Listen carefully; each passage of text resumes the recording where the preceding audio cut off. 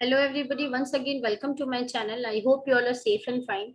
I know you all are not going to schools and colleges, but don't worry, I will try to upload as many videos as possible of math, statistics and economics so that you can go through these videos. And before I start, do subscribe and press the bell icon, and don't forget to press the bell icon so that when I upload more videos, you can get it notified. So today in this video, I will share a very important chapter of statistics, that is dispersion. So why do we need this? Here we have two sets of observations. In A, we have observation from 30 to 39, and in B, we have the smallest number 4 and the highest number is 63. So if we want to find the mean, we will add the observations.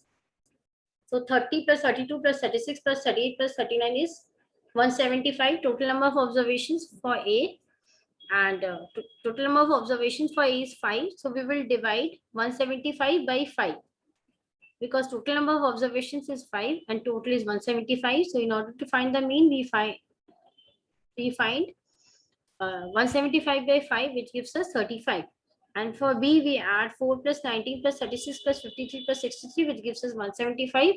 And we divide by the number of observations, which is 5, which gives us 35.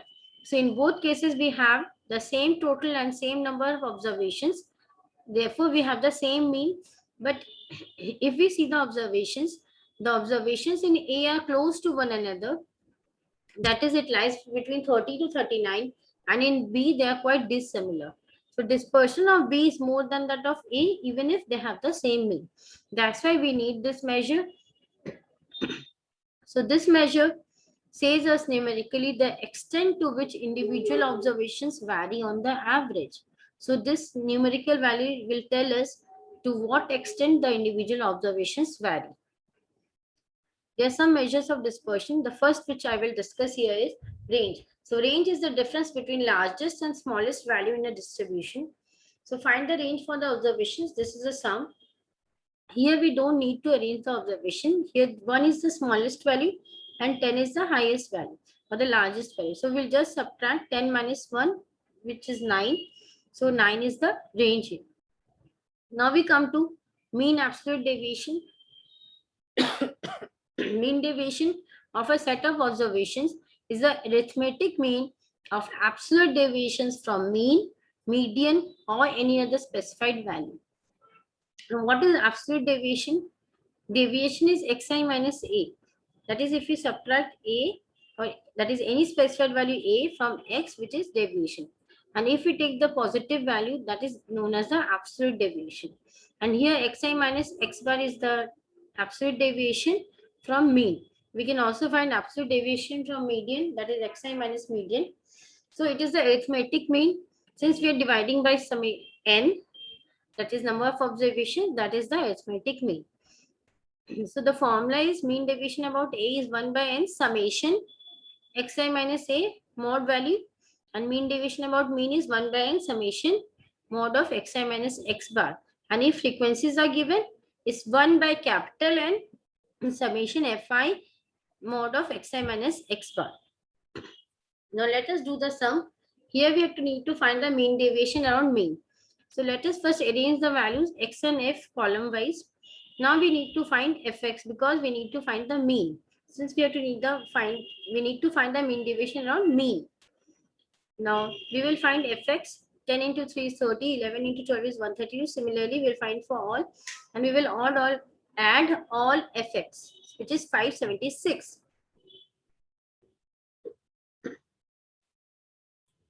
When you're finding mean deviation, you will make two columns side by side to fx. You will write these two xi minus x bar and fxi minus x bar. These two will calculate later after finding mean.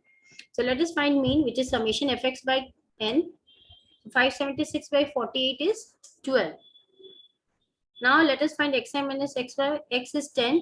So and x bar is 12. So 10 minus 12 is minus 2. We'll take only the positive value, which is 2. 11 minus 12 is minus 1. We'll take only 1. 12 minus 12 is 0. 13 minus 12 is 1. 14 minus 12 is 2. Now we'll multiply this column with f. So 3 into 2 is 6. 12 into 1 is 12. 18 into 0 is 0. 12 into 1 is 12. 3 into 2 is 6. Now we will add these.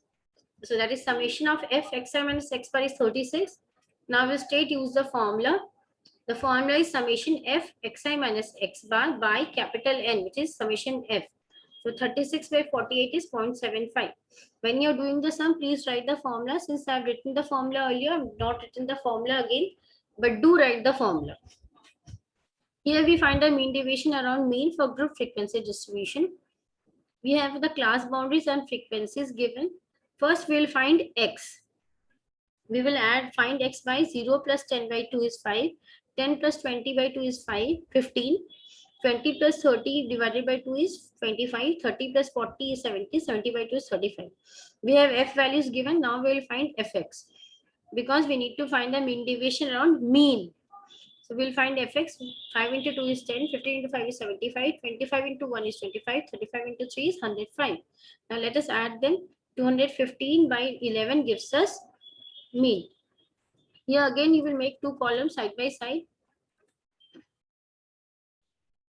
So we will make these two columns. You will not write these two. First, let us find mean. X bar equals to summation fx by n. We get 19.54 as the mean. Now we'll find out xi minus x bar. So x is 5.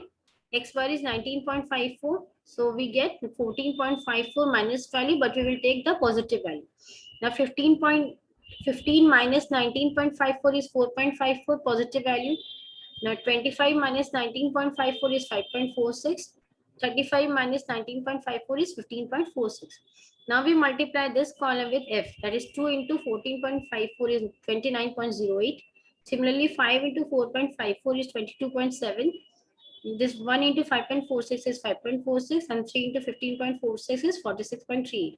Now we will add this because the formula is summation f xi minus x bar by capital N. Now we'll just put the values. That is 103.62 divided by 11. That is summation f equals to 9.4. So this is the mean deviation. Now we come to standard deviation. A standard deviation of a set of observations is the square root of the arithmetic mean of squares of deviations from arithmetic mean. Now this is a deviation xi minus x bar. Now we do the square. So squares of deviations from arithmetic mean, and we find out the arithmetic mean. That is, we divide by the number of observations after adding them. And then we take the square root, which gives us sigma. Standard deviation is noted as sigma. If we do sigma square, that is standard deviation square, we get variance. Then we will remove this root. So this is the formula which you should remember. Sigma equals to 1 by n summation xi minus x bar whole square. And here sigma, when f values are given, summation f xi minus x bar divided by summation f, that is capital N. Make sure this is capital N. And for standard deviation, we also use this formula, summation xi square by n minus summation xi square by n whole square and square. And standard deviation, when we have f, here we will just multiply f. So summation fx square by capital N or summation f minus summation fx by summation f whole square. Then we take the square. And if there's a change in scale, as we have done in arithmetic mean videos, so y equals to x minus c by d, if we are reducing it in this way, we will multiply sigma x, the final standard deviation, with d, not with c, only with d, sigma y. I will show you how. So you should remember these formulas if you want to do the sums. So here we want to find the standard deviation. Here we have been given x and f values. So we have written x and f values column wise. Now we will reduce it. We have taken x minus 35 by 10 equals to y. Now y 35. Here we have 8 observations of x. We will leave 3 at the bottom, 3 at the top. So 35 and 45 is the mid value. We will take small value, that is 35. So x minus 35 by 10. 15 minus 5 is 10. 25 minus 15 is 10. Here we will just subtract one value. 15 minus 5, we will get 10. We don't need to subtract all of them. Now let us find out y now. Now x minus 35. 5 minus 35 by 10 is minus 3. 15 minus 35 by 10 is minus 2 and so on. Suppose 75 minus 35 by 10 gives us 4.